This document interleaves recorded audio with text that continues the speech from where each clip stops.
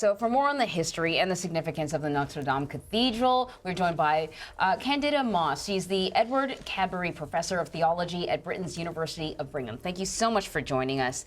So Elaine talked a little bit about the geographical significance of the cathedral, but can we talk about the theological significance? Is that the right word? Yeah, tell us about how important this is within the Catholic Church and the Christian Church. Well, the Cathedral of Notre Dame is the seat of the Archbishop of Paris, and because it's the nation's capital, it makes it the sort of de facto center of the Catholic Church in France. It's also the place where Joan of Arc was made a saint. It's where kings and emperors are crowned. It's sort of the integration of the religious and the political in one space. It's even where the University of Paris got its start. The cathedral school that was established in the medieval period grew into the University of Paris. So it has tremendous religious significance, but that religiosity is sort of hardwired into France's history. What kind of artifacts were they able to save? Do you know? Yes, so we know that they saved the relic of the crown of thorns. They believe they have part of the crown of thorns worn by Jesus during the crucifixion, and they saved that. They also saved some of the artwork. They saved part of the tunic of Saint Louis, who is an important French saint, and they said that they had saved many of the items that were in the cathedral's treasury as well. Since this is Holy Week, isn't there a part during Holy Week where they would display that portion of the crown of thorns that they have? That's correct. Every Friday in Lent, including Good Friday, which is this Friday, they would display the crown of thorns.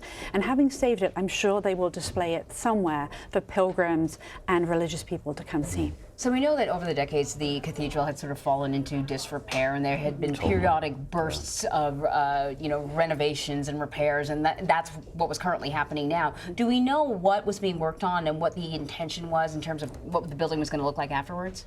So what they were working on was really sort of the facade and the structure of the building that was effectively crumbling. The gargoyles were falling off, and they actually had a whole collection of hundreds of pieces of stone that had either been removed from the building because they were afraid they would fall and hurt someone, or that had actually already started to crumble. And so they were trying to work on that.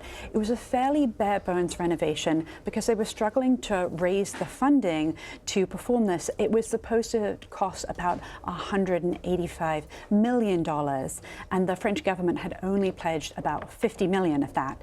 So they had even been looking to the US for donors. And therein lies the irony, because we know already we've had one pledge of at least $100 million, and all sorts of other funding initiatives started almost right away. Do we know if they're going to do Mass on Easter Sunday? I mean, I don't know. You can't do it inside the church, but I wonder if they'll do it outside.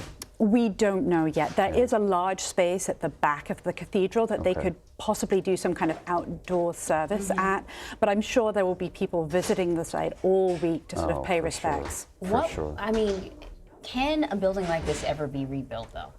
Well, they have laser scanned it, actually, in part thanks to the work done for the video game Assassin's Creed. They laser scanned the inside and used technology that's used on archaeological sites. So they do have everything documented. If they want to rebuild it in exactly the same way, they could. That's fascinating. It is. Just lastly for you, given that this is your calling, this is what you teach, it's what you think and breathe every day, what did it mean to you when you saw it burning yesterday?